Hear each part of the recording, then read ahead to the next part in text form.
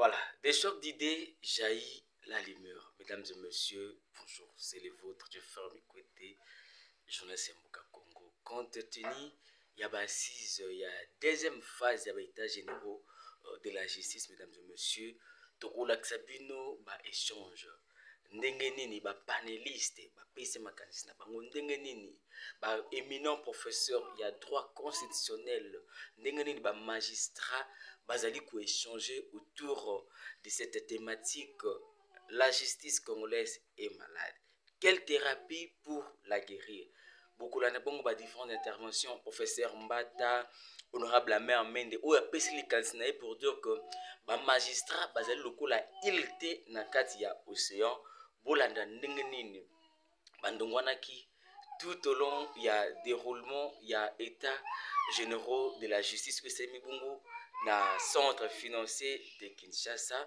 Je vous laisse suivre en boucle ndenge makamozali koleka sous la supervision bien évidemment du ministre d'État, ministre en charge de la justice et des gardes-sceaux, maître Constant Moutamba.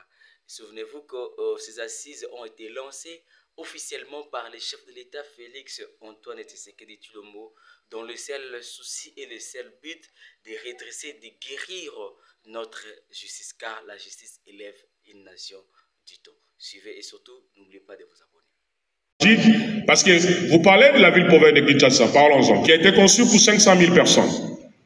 Cette ville où nous habitons a été conçue pour 500 000 personnes. Aujourd'hui, sous réserve des données chiffrées, que ce soit de la CENI, de l'Office national d'identification de la population ou de l'INS, on est à plus ou moins à 17 à 20 millions de personnes.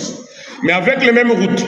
D'où ce qu'on constate comme phénomène d'embouteillage, tout ce que nous avons ici, parce que nous vivons tous dans cette ville-là. Et donc, Kinshasa est occupé seulement à 30%. 70% de Kinshasa est inoccupé.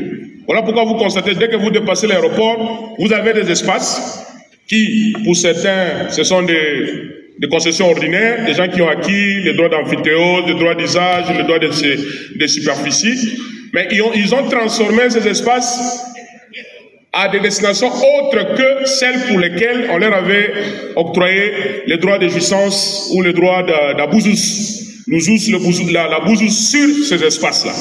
Et donc, la loi va prévoir une période moratoire pour permettre aux gens de se conformer. Il est vrai qu'aujourd'hui, Gombe, on ne pourra plus avoir des résidences. Mais nous pouvons créer des résidences ailleurs. Voilà pourquoi vous avez suivi très récemment. J'avais effectué une descente sur terrain avec mon collègue le ministre des Infrastructures et celui de l'Urbanisme pour la partie là où on construit les rocades. Pour celles et ceux qui habitent vers Mboudi, il y a une nouvelle route qui est en train d'être construite conformément au programme que le gouvernement a avec l'entreprise chinoise Sicomine. Là-bas, au moins, comme c'est des espaces verts, le gouvernement a décidé que ce soit ce qu'on appelle les espaces à occupation réglementée.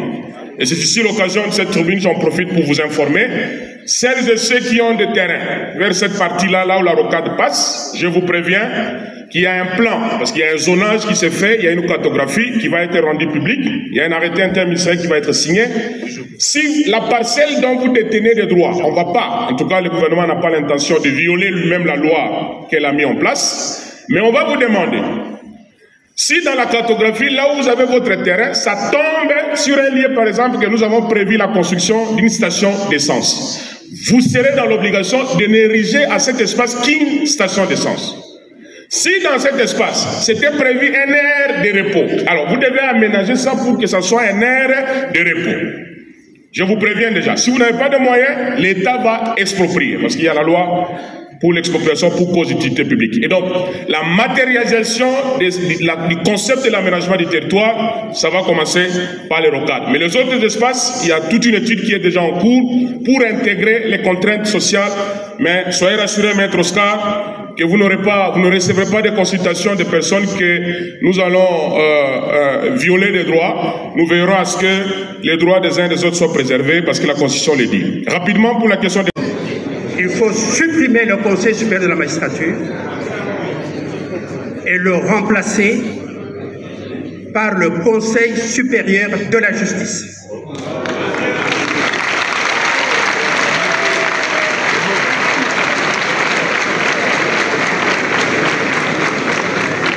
Monsieur le ministre d'État, vous avez raison. Monsieur Ifasso, vous l'avez dit, vous avez également raison. La justice, ce n'est pas la magistrature.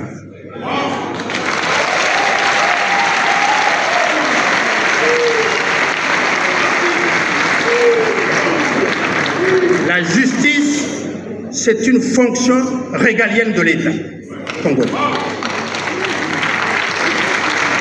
Ce n'est pas une fonction de ces fonctionnaires qu'on appelle magistrats et qui sont des gens respectables et que je respecte personnellement. L'État a organisé les États généraux de la justice et non pas les États généraux de la magistrature. Supérieur de la justice qui sera associé à la bonne administration de la justice dans notre pays. Le Conseil supérieur de la justice va reprendre et élargir les compétences actuelles du Conseil supérieur de la magistrature. Par exemple, il existe dans notre pays un Conseil supérieur de la défense et non un Conseil supérieur des militaires.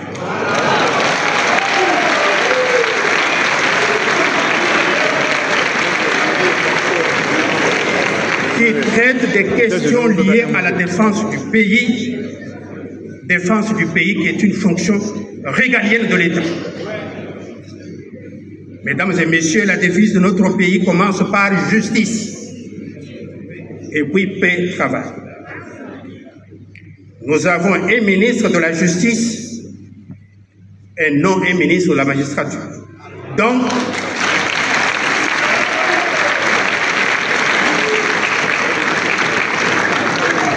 nous avons des palais de justice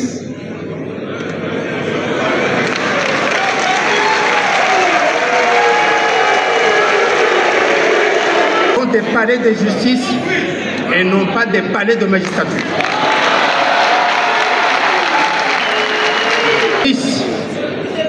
Dans son triple sens